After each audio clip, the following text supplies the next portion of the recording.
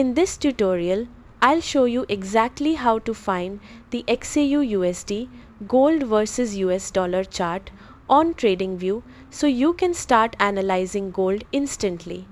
Don't forget to like and subscribe. First, open TradingView in your browser and make sure you're on the main dashboard or chart page.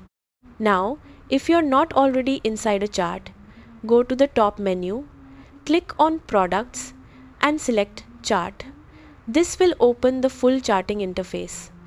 Once your chart is open, look at the top left corner of your screen. You'll see the current symbol name along with a small search or magnifying glass icon. Click on that.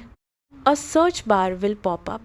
This is where you can find any asset available on TradingView.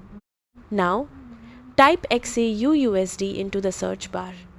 As you type, you'll see multiple results appear. Look through the list and choose a reliable data source, commonly from brokers like OANDA or Forex.com. Just click on one of them. As soon as you click, your chart will instantly switch to the XAUUSD chart showing gold price movements against the US dollar.